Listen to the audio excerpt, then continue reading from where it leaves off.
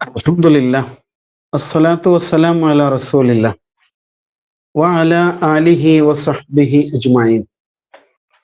സ്നേഹമുള്ളവരെ, അസ്സലാമു അലൈക്കും വറഹ്മത്തുള്ളാഹ്. അല്ലാഹു സുബ്ഹാനഹു വ തആല നമ്മെ എല്ലാം അനുഗ്രഹിക്കുമാറാവട്ടെ. നമ്മുടെ നിയോ ഹജ്ജ് ഖുർആൻ സ്റ്റഡി സെന്ററിലേക്ക് എല്ലാവരെയും ഹൃദ്യമായി സ്വാഗതം ചെയ്യുന്നു. നാം സൂറത്തുൽ ഫാത്തിഹയാണ് പഠിച്ചുകൊണ്ടിരിക്കുന്നത്. നമുക്ക് സുപരിചിതമായ സൂറയാണ് അൽ ഫാത്തിഹ. എന്നാലും അതിലെ കൊച്ചു കൊച്ചു നുറുങ്ങ് അറിവുകൾ തീർച്ചയായും നമുക്ക് ഓർത്തെടുക്കാനും പുതുതായിട്ട് ഉൾക്കൊള്ളുവാനുള്ള ഒരു അവസരമാണല്ലോ ഇത്. അൽഹംദുലില്ലാ, വളരെ സജീവമായി തന്നെ നമ്മുടെ ക്ലാസ് മുന്നോട്ട് പോകുന്നതിൽ ഏറെ സന്തോഷമുണ്ട്. കഴിഞ്ഞ ക്ലാസ്സിൽ ചോദ്യം ഓർക്കുന്നില്ലേ? ഇബാദത്തുമായി ബന്ധപ്പെട്ട ഏതെങ്കിലും വാക്ക് അമ്മ ജുസുഇല് എവിടെയൊക്കെ എത്ര തവണ വന്നിട്ടുണ്ട് എന്നുള്ളതായിരുന്നു. ഇപ്പൊ കല്യാണത്തിന് കണ്ടപ്പോ ചിലരൊക്കെ പറഞ്ഞു ചോദ്യം ഭയങ്കര കട്ടിയാണ്, ഇത് നടക്കൂല. ഒരു ജുസ് മുഴുവനും പരതിയിട്ട് വേണമല്ലോ ഉത്തരം കണ്ടെത്താൻ. അപ്പൊ ഞാൻ പറഞ്ഞ മറുപടി, ഖുർആൻ മറിച്ച് ശീലിക്കുക എന്നുള്ളതും ഒരു അറിവാണല്ലോ. ഒരുപാട് സഹോദരങ്ങൾ അൽഹംദുലില്ലാ കൃത്യമായ ഉത്തരം അയച്ചിട്ടുണ്ട്. 12 തവണയാണ് ഇബാദത്തുമായി ബന്ധപ്പെട്ട വ്യത്യസ്ത പ്രയോഗങ്ങൾ അമ്മ ജുസുവിൽ വന്നിട്ടുള്ളത്. ഖുറാനിൽ ഒരുപാട് സ്ഥലത്തുണ്ടാവും. അതിൽ ഏറ്റവും കൂടുതൽ വന്നത് സൂറത്തുൽ കാഫിറൂനിലാണ്, അല്ലെ? അതില് 8 തവണ സൂറത്തുൽ കാഫിറൂനില് ആ വാക്ക് വരുന്ന, അതുമായി ബന്ധപ്പെട്ട വാക്ക്, ഇബാദത്ത് ആയി ബന്ധപ്പെട്ടുള്ള വാക്ക് വരുന്നുണ്ട്. അതേപോലെ പിന്നെ സൂറ അൽ ഫജ്റിലുണ്ട്, സൂറ അൽ ബയ്യിനയിലുണ്ട്, പിന്നെ സൂറത്തു ഖുറൈശിലുണ്ട്, പിന്നെ ഒരു സൂറ കൂടിയുണ്ട്, അല്ലെ? സൂറത്തുൽ അലഖ്. ഇങ്ങനെ 8ഉം 4ഉം 12 സ്ഥലങ്ങളിലാണ് ഇബാദത്തുമായി ബന്ധപ്പെട്ട വാക്ക് അമ്മ ജുസ്ഇൽ വന്നിരിക്കുന്നത്. അൽഹംദുലില്ലാ, ഏതായാലും എല്ലാവരും അന്വേഷിക്കുന്നുണ്ട്, പഠിക്കാൻ ശ്രമിക്കുന്നുണ്ട് എന്നറിയുന്നതിൽ ഒരുപാട് സന്തോഷം. നമ്മൾ ഇതുവരെ 5 ആയത്തുകളാണ് പഠിച്ചത്, അല്ലെ? ഇന്ന് നമുക്ക് 6 മുതലുള്ള ആയത്തുകളാണ് പഠിക്കേണ്ടത്. അഊദു ബില്ലാഹി മിനശ് ശൈത്വാനിർ റജീം. ബിസ്മില്ലാഹിർ റഹ്മാനിർ റഹീം. ഇഹ്ദിനസ് സിറാത്തൽ മുസ്തഖീം സിറാത്തൽ ലദീന അൻഅംത അലൈഹിം ഗൈറിൽ മഗ്ദൂബി അലൈഹിം വലദ്ദാല്ലീൻ.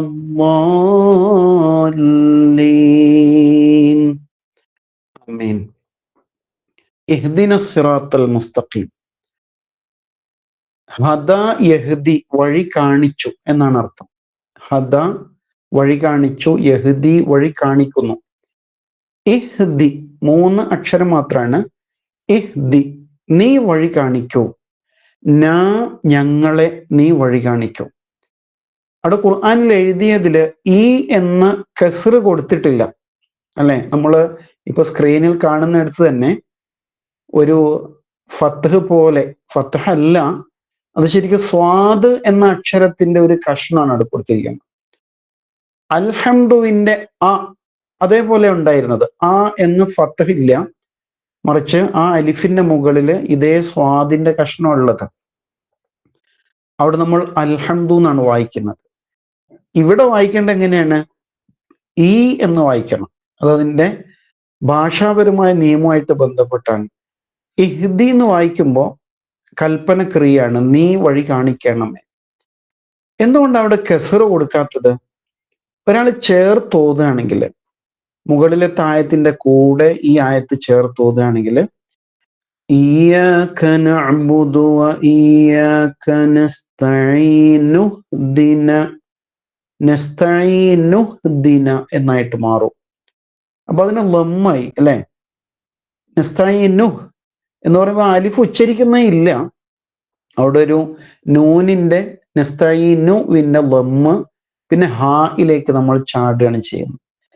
ഈ ഒരു അഡ്ജസ്റ്റ്മെന്റ് സാധ്യമായ വാക്കാണെന്ന് കാണിക്കാനാണ് അവിടെ ഹർക്കത്ത് കൊടുക്കാത്തത്.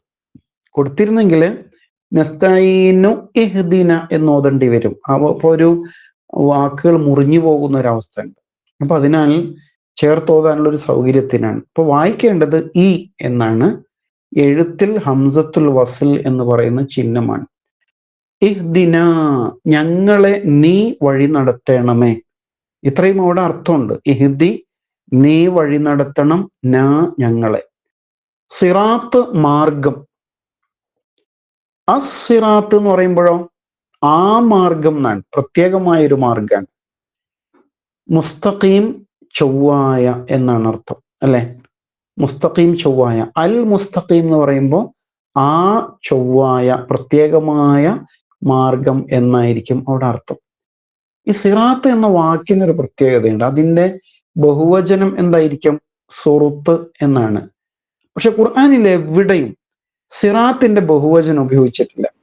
അതൊരു പ്രത്യേകതയാണ്. കാരണം എന്താണ്? സത്യത്തിന്റെ വഴി ഒന്നേ ഉള്ളൂ. അതുകൊണ്ടാണ് ഖുർആന് അതിന്റെ ബഹുവചനം ഉപയോഗിക്കുന്നേ ഇല്ല. അതേ സമയത്ത് സബീൽ വേറൊരു വാക്കാണ്. സബീൽ, വഴി എന്ന് തന്നെയാണ് അർത്ഥം.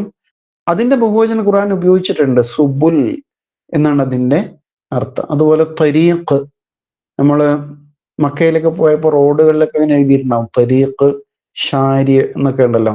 ത്വരീഖ് വഴിയാണ്. അതിന്റെ ബഹുവചനം തുറുക്ക് എന്ന് ഖുർആനിലുണ്ട്. പക്ഷെ സിറാത്തിന് ബഹുവചനം കൊടുത്തിട്ടില്ല, ഖുർആനിൽ എവിടെയില്ല. കാരണം ഈ വാക്ക് ഖുർആൻ ഉപയോഗിക്കുന്നത് ഈ ചൊവ്വായ മാർഗം പറയാൻ വേണ്ടിയിട്ടാണ്. അതുകൊണ്ടാണ് ഇഹ്ദിന സിറാത്തൽ മുസ്തഖീം, ഞങ്ങളെ നീ ചൊവ്വായ മാർഗത്തിൽ നടത്തുക എന്നാണ് നേർക്കുനേരർത്ഥം. പക്ഷെ ഈ ആയത്ത് എന്താണ്? സൂറത്തുൽ ഫാത്തിഹയിലെ പ്രാർത്ഥനാ സൂക്തമാണ്. അൽ ഫാത്തിഹ മൊത്തം പ്രാർത്ഥനയാണ്. ഈ സൂറത്തിന്റെ ഒരു പേര് തന്നെ എന്തായിരുന്നു നമ്മൾ പഠിച്ചത്? സൂറത്തു ദുആ എന്നാണ്, പ്രാർത്ഥനാ സൂറ. എന്നാൽ ഈ സൂറയിലെ പ്രാർത്ഥനാ വാക്യം ഏതാണ്? സൂക്തം ഏതാണ് ചോദിച്ചാൽ ഇഹ്ദിന സിറാത്തുൽ മുസ്തഖീം എന്നതാണ്. അപ്പോ അള്ളാഹുവോട് കൽപ്പിക്കാൻ പാടുണ്ടോ? ഇല്ല. അതുകൊണ്ട് നമ്മൾ ഇതിനർത്ഥം പറയുക, ചൊവ്വായ മാർഗത്തിൽ ഞങ്ങളെ നീ വഴി നടത്തേണമേ എന്നാണ്. അറബി ഭാഷയിലെ കൽപ്പനയും അപേക്ഷയും രണ്ടിനും ഒരേ വാക്ക് തന്നെ ഉപയോഗിക്കും. മലയാളത്തിലാകുമ്പോൾ അങ്ങനെയല്ലല്ലോ. അപേക്ഷയാകുമ്പോൾ ചെയ്യണമേ, ചെയ്താലും എന്നൊക്കെ പറയും. അപ്പൊ അറബി ഭാഷയുടെ ഒരു പ്രത്യേകതയാണ്. നമ്മൾ പ്രാർത്ഥനകളൊക്കെ കൽപ്പനക്രിയയാണ്, അല്ലെ? ഇഹ്ദിന സിറാത്തൽ മുസ്തഖീം, ഞങ്ങളെ നീ ചൊവ്വായ മാർഗത്തിൽ വഴി നടത്തണമേ. ആരാ ഞങ്ങള്? മുകളിൽ താഴത്തിൽ പറഞ്ഞല്ലോ, ഇയ്യാക്ക നഅ്ബുദു, ഞങ്ങൾ നിനക്ക് മാത്രം ഇബാദത്ത് ചെയ്യുന്നു.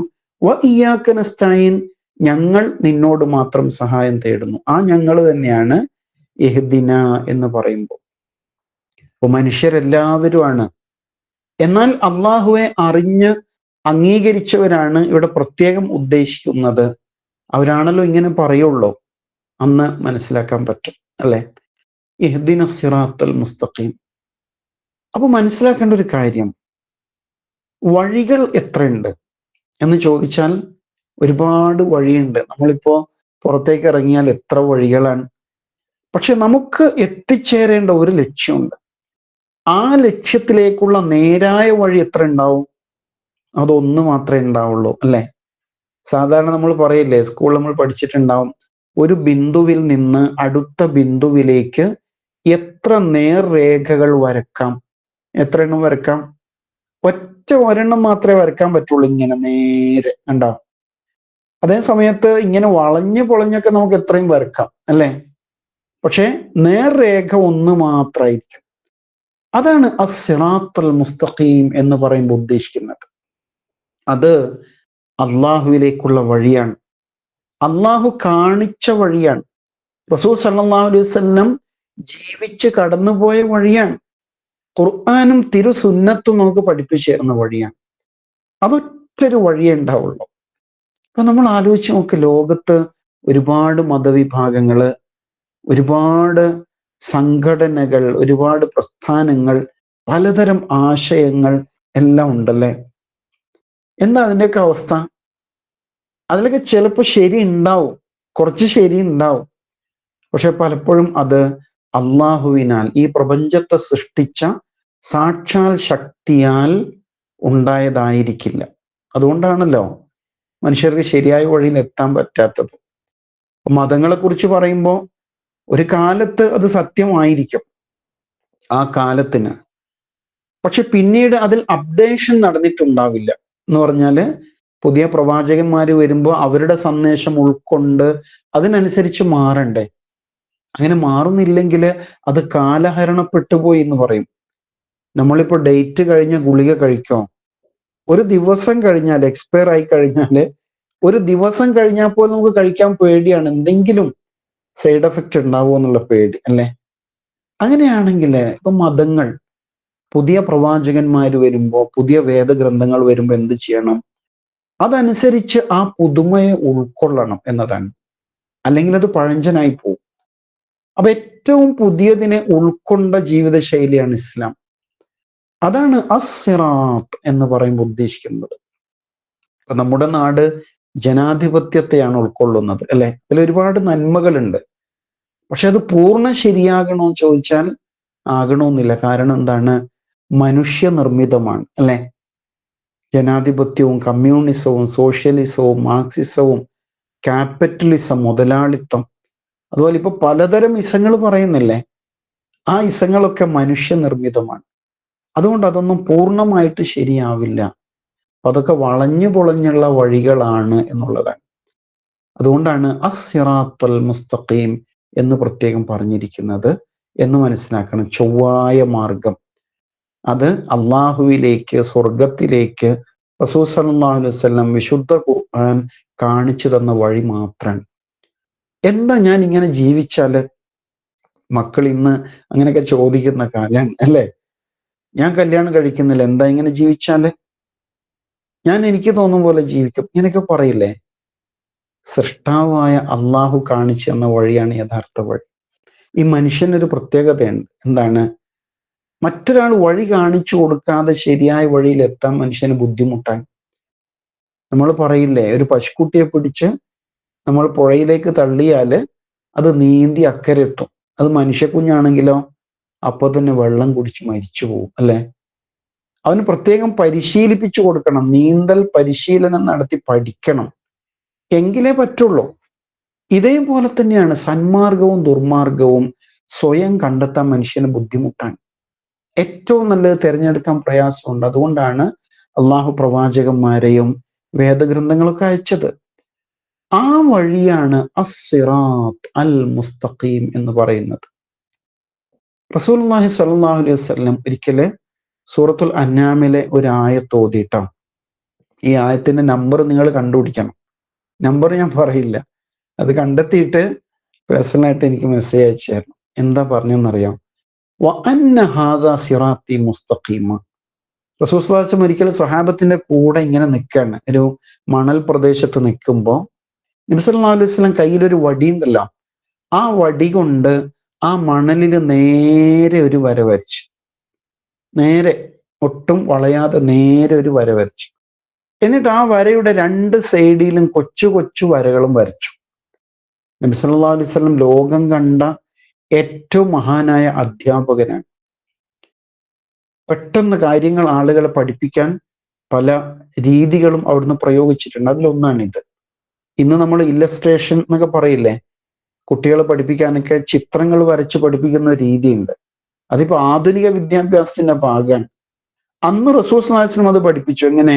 മണലില് വടിയെടുത്തിട്ട് ഒരു വര ഇങ്ങനെ വരച്ചു, രണ്ട് സൈഡിലും കൊച്ചു കൊച്ചു വരകൾ.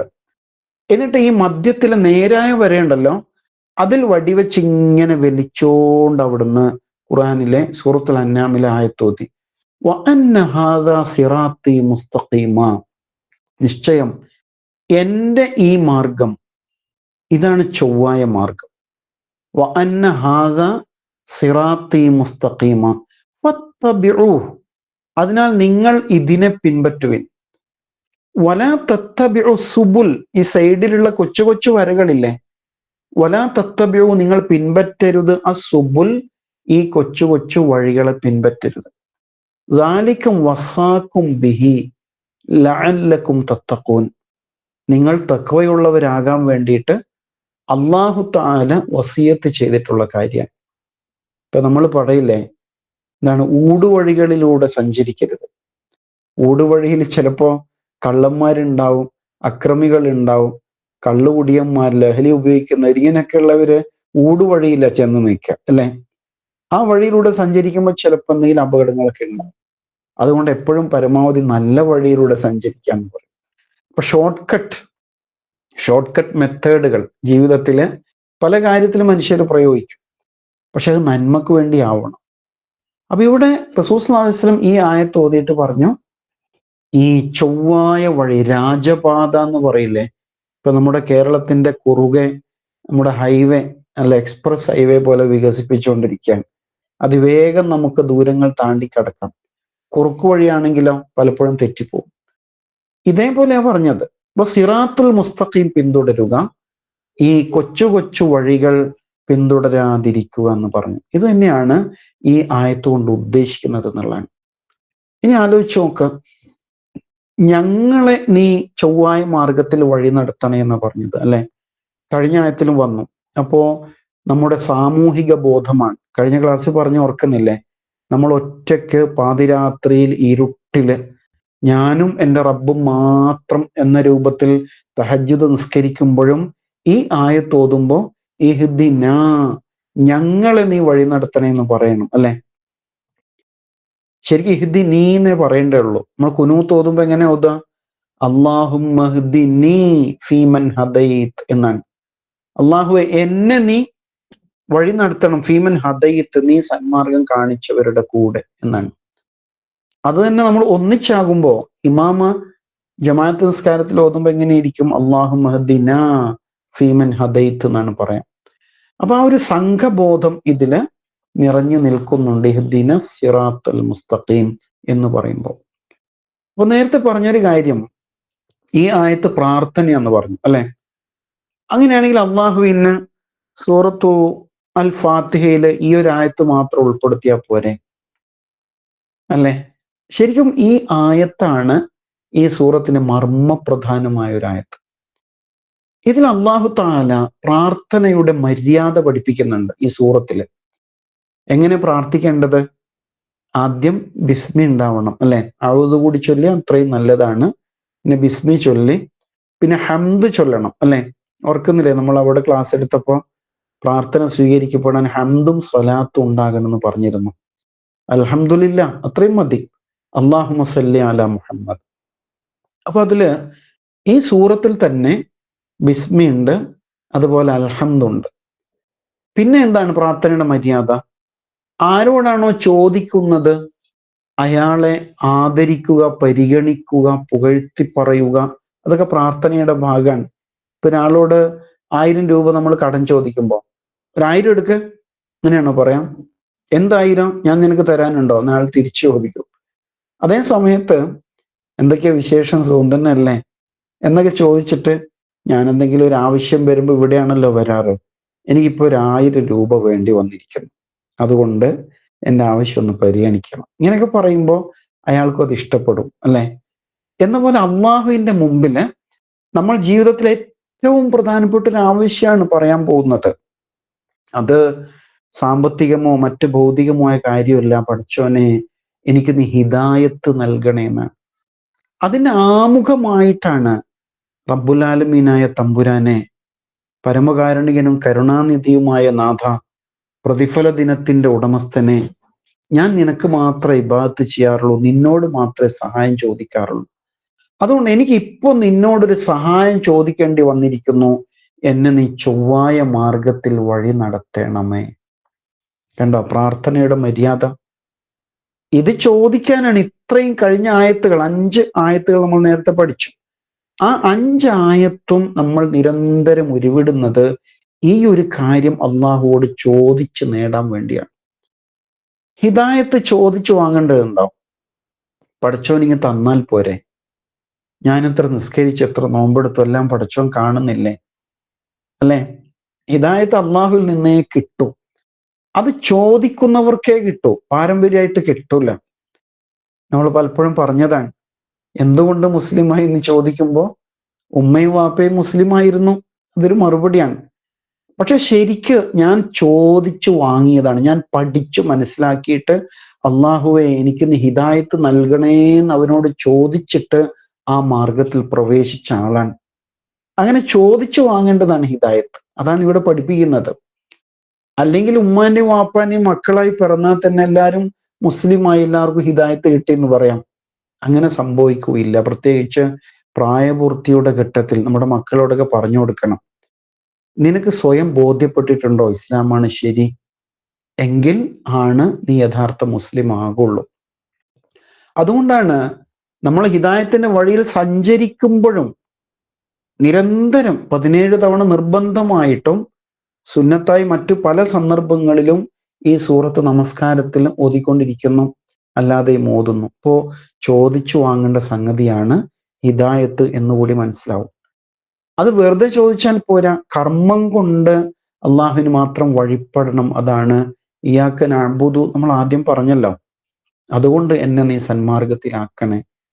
അപ്പൊ ഇസ്ലാമില് നമസ്കാരവും സക്കാത്തും നോമ്പും ഹജ്ജും ഇങ്ങനെയുള്ള എല്ലാ പരിശ്രമങ്ങളും ഹിദായത്തിന്റെ പൂർണ്ണത ലഭിക്കാൻ വേണ്ടിയാണ്.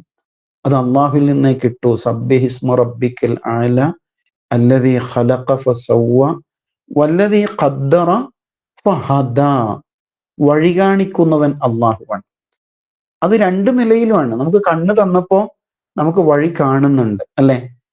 ഇനി വഴി അറിയില്ലെങ്കിലോ, ചോദിക്കാൻ നാവുണ്ട്, കേൾക്കാൻ കാതുണ്ട്, ഭൗതികമായിട്ട് പറയുമ്പോൾ. അപ്പൊ ഇതിന് മാത്രമാണോ കണ്ണും കാതും ഒക്കെ തന്നത്? അല്ലല്ലോ. അള്ളാഹു പറയുന്നില്ലേ, അലം നജ്അൽ ലഹു ഐനൈൻ വലിസാനൻ വശഫത്തൈൻ. 2 കണ്ണും 1 നാവും 2 ചുണ്ടും നാം അവന് കൊടുത്തില്ലേ. വഹദൈനാഹു നജ്ദൈൻ. കണ്ടോ, 2 വ്യക്തമായ വഴികളും കാണിച്ചു. അപ്പൊ വഴി അറിയാതെ വരുമ്പോൾ ചോദിച്ചു പഠിക്കണം. അതിനാണ് നമ്മളിപ്പോ ഈ ക്ലാസ്സിൽ ഒരുമിച്ച് കൂടിയിരിക്കുന്നത് അല്ലെ. അപ്പൊ ഇഹ്ദിന സിറാത്തുൽ മുസ്തഖീമിൽ എത്തുമ്പോ നമ്മൾ ശരിക്കും നല്ല ബോധമനസ്സോടെ നമസ്കാരത്തിൽ അത് ഉരുവിടണം. അപ്പൊ ഒരു നമസ്കാരം കഴിഞ്ഞ് അടുത്ത നമസ്കാരത്തിലേക്ക് എത്തുമ്പോൾ നമ്മുടെ ഹിദായത്തിന്റെ ഗ്രാഫ് ഒന്നുകൂടി ഉയരണം എന്നല്ല അതിന്റെ അർത്ഥം. അല്ലാതെ വെറും ഇങ്ങനെ ഒരു ശീലം പോലെ ചൊല്ലി പോകുമ്പോൾ അതിനൊരു പ്രത്യേകത ഇല്ലാതെ വരും. ശരിക്കും അള്ളാഹു നൽകിയ ഏറ്റവും മഹത്തായ അനുഗ്രഹമാണല്ലോ ഇത് അല്ലെ. അല്ലദീ ഖലഖനി സുമ്മ യഹ്ദീൻ. ഇബ്രാഹിം അലൈഹി ഇസ്ലാമിനോട് ആരാ നിന്റെ റബ്ബ് എന്ന് ചോദിച്ചപ്പോ ഇബ്രാഹിം അലൈഹി ഇസ്ലാം വിശദീകരിക്കുന്നുണ്ട്, എന്നെ പടച്ച എനിക്ക് വഴി കാണിച്ചവനാണ് എൻ്റെ റബ്ബ്. അതിനാൽ അള്ളാഹു തആല ഇഷ്ടപ്പെടുന്ന വഴിയിലേ പെടാവുള്ളൂ. ഏതെങ്കിലും കൊടിയുടെ പിന്നാലെ പോയിട്ട് ഇഹവും പരവും നഷ്ടപ്പെട്ടു പോകരുത്. അത് വളരെ ശ്രദ്ധിക്കേണ്ടതാണ്. അതാണ് ഇഹ്ദിന സിറാത്തുൽ മുസ്തഖീം, ചൊവ്വായ മാർഗത്തിൽ ഞങ്ങളെ വഴി നടത്തണേ എന്ന പ്രാർത്ഥന. ഇപ്പൊ ഞാൻ ഏത് പാർട്ടിയിലാണ്, ഏത് സംഘത്തിലാണ് എന്നൊക്കെ എപ്പോഴും ആലോചിക്കണം. അവരുടെ ആദർശം എന്താണ്, കർമ്മരീതികൾ എന്താണ്, നിലപാട് എന്താണ് എന്നൊക്കെ പരിശോധിച്ചിട്ട് മാത്രമാണ് നമ്മൾ മുന്നോട്ട് പോകാവുള്ളൂ എന്നതാണ് പറയുന്നതിൻ്റെ അർത്ഥം. ഇനി അടുത്ത ആയത്തിലേക്ക് പോവാം. നമുക്ക് ഇന്ന് തന്നെ സൂറത്തുൽ ഫാത്തിഹ പൂർത്തീകരിക്കണം. എന്താണ് 7ാമത്തെ ആയത്ത്? അത് കുറച്ച് ദീർഘിച്ചതാണ് അല്ലെ. നമ്മൾ മുറിച്ചാണ് ഓതാറുള്ളതെങ്കിലും സിറാത്തുൽ ലദീന അൻഅംത അലൈഹിം ഗൈറിൽ മഗ്ദൂബി അലൈഹിം വലദ്ദാലിൻ 3 വാചകങ്ങളുണ്ട്. പക്ഷെ ഈ 3ഉം ഒറ്റ ആയത്താണ്, നമുക്കറിയാം. അപ്പൊ സിറാത്തുൽ മുസ്തഖീം പറഞ്ഞല്ലോ, അതാണ് ചോദിച്ചത്. ആ മാർഗം ഏതാണ് എന്ന് വിശദീകരിക്കുകയാണ്. സിറാത്ത് അതൊരു മാർഗമാണ്. അല്ലദീന ആരുടെ മാർഗം? ഒരു വിഭാഗത്തിന്റെ മാർഗം. അൻഅമ അനുഗ്രഹിച്ചു. നിഅമത്ത് അറിയാലോ. അൻഅംത നീ അനുഗ്രഹിച്ചു എന്നാണ്. അല്ലദീന അൻഅംത നീ അനുഗ്രഹിച്ചവർ. അല മേൽ, അലൈഹിം അവരുടെ മേൽ എന്ന് പറഞ്ഞാൽ ആരുടെ മേലാണോ നീ അനുഗ്രഹം ചൊരിഞ്ഞത് അവരുടെ മാർഗത്തിലാണ് ഞങ്ങളെ നീ വഴി നടത്തേണ്ടത്. സിറാത്ത് അല്ലദീന അൻഅംത അലൈഹിം എന്ന് പറഞ്ഞതാണ്. അപ്പൊ ആരാണ് അള്ളാഹു അനുഗ്രഹിച്ച ആൾക്കാര്? ആരായിരിക്കും? ഖുർആൻ തന്നെ എണ്ണി പറയുന്നുണ്ട് അല്ലെ. ഖുർആനിൽ അള്ളാഹു തആല എണ്ണി പറയുന്നു, മിനൻ നബിയീന വസ്സിദ്ദീഖീന വശുഹദാഇ വസ്സാലിഹീൻ വഹസുന ഉലൈക റഫീഖ മൻ യുതിഇല്ലാഹ വറസൂല ഫഉലൈക മഅല്ലദീന അൻഅമല്ലാഹു അലൈഹിം മിനൻ നബിയ്യീന വസ്സിദ്ദീഖീന വശുഹദാഇ വസ്സാലിഹീൻ. സൂറത്തു നിസായിലാണ് ആ ആയത്ത്. ആ ആയത്ത് എല്ലാവരും കണ്ടുപിടിക്കണം. നേരത്തെ പറഞ്ഞ ആയത്ത് ഏതായിരുന്നു? വഅന്ന ഹാദാ സിറാത്തി മുസ്തഖീമ എന്ന് പറഞ്ഞ ആയത്ത് സൂറത്തുൽ അൻആമിലാണ്. ഒന്ന് പരതിയിട്ട് കണ്ടുപിടിക്കണം. 100 ആയത്തൊക്കെ കഴിഞ്ഞിട്ടാണ് ആ ആയത്ത്, അതുകൊണ്ട് പറയാണ്. അപ്പോൾ അങ്ങനെ കുറച്ചൊന്ന് നോക്കിയാൽ അവസാന ഭാഗത്ത് കാണും. ഈ ആയത്ത് സൂറത്തു നിസായിലാണ്. ഉലൈക മഅല്ലദീന അൻഅമല്ലാഹു അലൈഹിം, അള്ളാഹു അനുഗ്രഹിച്ചവരോടൊപ്പാണ്. ആര്? മൻ യുതിഇല്ലാഹ വറസൂൽ, അള്ളാഹുവിൻ റസൂലിനെയും അനുസരിച്ച ആൾക്കാര് അള്ളാഹു അനുഗ്രഹിച്ചവരുടെ കൂടെയാണ്. അവരാരൊക്കെയാണ്? മിനൻ നബിയീൻ, നബിമാരിൽപ്പെട്ടവര്, വസ്സിദ്ദീഖീൻ, സത്യവാന്മാർ, വശുഹദ, രക്തസാക്ഷികൾ, വസ്സാലിഹീൻ, സജ്ജനങ്ങൾ. 4 വിഭാഗത്തെ പറയുന്നുണ്ട്. അവരുടെ കൂട്ടത്തിലാണ് നമുക്ക് എത്തിച്ചേരേണ്ടത്. സുബ്ഹാനല്ലാഹ്. നബിമാരെ കൂട്ടത്തിൽ നബിമാരെ പോലെ ആകാൻ പറ്റോ? ഇനി നബിയാകാൻ ഏതായാലും പറ്റൂല. അന്ത്യപ്രവാചകൻ വന്നു കഴിഞ്ഞു, ഇനി നബിയില്ല. പക്ഷെ നബിയുടെ ചര്യ പിന്തുടർന്ന് മുന്നോട്ട് പോകാം. അങ്ങനെ വരുമ്പോ സിദ്ദീഖ് ആകാൻ പറ്റും, സത്യവാൻ, അല്ലെ? നബി സല്ലല്ലാഹു അലൈഹി വസല്ലം സിദ്ദീഖ് എന്ന് പേര് നൽകിയത് സിദ്ദീഖുൽ അക്ബർ റളിയല്ലാഹു അൻഹുവിനാണ്. അത്രയും എന്തു പറഞ്ഞാലും അത് ജീവിതം കൊണ്ട് സത്യപ്പെടുത്തിയ ആളാണ്. പിന്നെ ആരാണ്?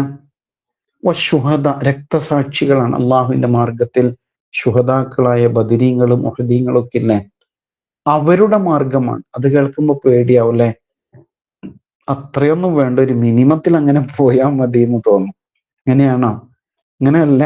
സ്വന്തം കിടപ്പ് കിടന്ന്, സ്വന്തം വിരിപ്പിൽ കിടന്ന് മരിക്കുകയാണെങ്കിലും എന്നെ ശുഹദാക്കളിൽ ഉൾപ്പെടുത്തണേന്ന് പ്രാർത്ഥിക്കുകയും ആഗ്രഹിക്കുകയും ചെയ്താല് അള്ളാഹു അയാളെ ശുഹദാക്കളിൽ ഉൾപ്പെടുത്തുന്നതാണ്.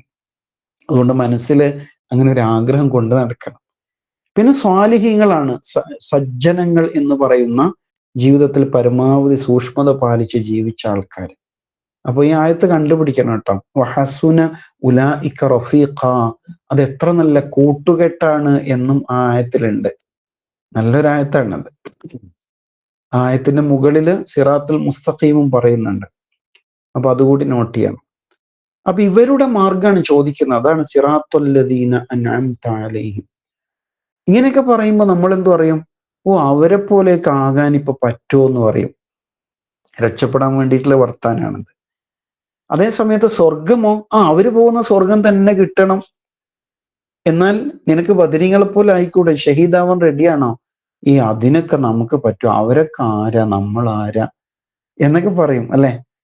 എന്നിട്ട് അവരുടെ ബർക്കത്ത് കൊണ്ട് സ്വർഗത്തിൽ എത്താൻ പറ്റുമോ എന്നാണ് പിന്നത്തെ ആലോചന. അത് നേരത്തെ പറഞ്ഞ ഷോർട്ട് കട്ട് മെത്തേഡാണ്. അങ്ങനെയല്ല, അവര് കാണിച്ചു തന്ന വഴിയിലൂടെ ജീവിച്ചിട്ട് സ്വർഗത്തിലെത്തണം. അവരുടെ കർമ്മവും കൊണ്ട് പോയില്ലേ, അത് നമുക്ക് കിട്ടോ? അത് കിട്ടൂല. ഖുർആൻ പറയുന്നുണ്ട്, തിൽക ഉമ്മത്തുൻ ഖദ് ഖലത് ലഹാ മാ കസബത് വലക്കും മാ കസബത്തും. അൽ-ബഖറയിൽ 2 ഒരേ ആയത്തുണ്ട്. മുൻഗാമികളൊക്കെ കടന്നു പോയി, അവര് സമ്പാദിച്ചത് അവർക്കുണ്ട്, നിങ്ങൾ സമ്പാദിക്കുന്നത് നിങ്ങൾക്കുണ്ട് എന്നാണ്. അതുകൊണ്ട് മറ്റുള്ളവരുടെ അരികു പറ്റുമല്ല രക്ഷപ്പെടാം എന്ന് കരുതുന്നതിൽ അർത്ഥമില്ല. അവരെ പോലെ ആവുക, അതുപോലെ ജീവിക്കുക എന്നാണ് ഇവിടെ ഉദ്ദേശം. സിറാത്തുല്ലദീന അൻഅംത അലൈഹിം എന്ന് പറഞ്ഞ അതാണ്. എന്നിട്ട് പിന്നെ പറയുന്നത് എന്താണ്? 2 കൂട്ടരില് ഞങ്ങൾ നീ ഉൾപ്പെടുത്തരുതേ എന്ന് പറയും. ആരൊക്കെയാണത്? ഗൈർ, അല്ലാത്ത, അൽ മഗ്ലൂബ്, കോപിക്കപ്പെട്ടവർ. ഗളിബ യഗ്ലബ്, കോപിച്ചു എന്നാണ്. ഗളബ യഗ്ലബ്, കോപിച്ചു എന്നാണ് അർത്ഥം. മഗ്ലൂബ് കോപിക്കപ്പെട്ടവൻ എന്നാണ്. അൽ മഗ്ലൂബ്, കോപിക്കപ്പെട്ടവർ. അലൈഹിം, അവരുടെ മേൽ. അപ്പൊ ഗൈരിൽ മഗ്ലൂബി അലൈഹിം, കോപിക്കപ്പെട്ടവരുടേതല്ലാത്ത എന്ന് മാത്രമേ അതിന് അർത്ഥമുള്ളൂ. അല്ലാത്ത മാർഗം എന്നാണ് ഉദ്ദേശിക്കുന്നത്. അതോടൊപ്പം ലാ, അല്ല, അല്ലാലീൻ, വഴി പിഴച്ചവരുടേതുമല്ല. വല്ല യളില്ലു എന്ന് പറഞ്ഞാൽ വഴി തെറ്റി എന്നാണ്. വഴി തെറ്റിപ്പോയി. ലാല്, വഴി തെറ്റിയവൻ. ളാലീൻ വഴി തെറ്റിയവർ എന്നാണ്. വലല്ലാലീൻ വഴി തെറ്റിയവരുടേത്, വഴി പിഴച്ചു പോയവരുടേതുമല്ലാത്ത ചൊവ്വായ മാർഗത്തിൽ വഴി നടത്തണേ. ആരാ ഈ രണ്ട് കൂട്ടര്? ചരിത്രപരമായിട്ട് നമ്മൾ പഠിക്കുമ്പോൾ അള്ളാഹുവിന്റെ കോപം ഏറ്റുവാങ്ങിയവരാരെന്നറിയാം? യഹൂദരാണ്. മൂസ അലൈഹി ഇസ്ലാമിന്റെ അനുയായികളെന്ന് വാദിക്കുന്ന യഹൂദരാണ്. അവരെക്കുറിച്ച് ഖുർആൻ പറയുന്നുണ്ട്,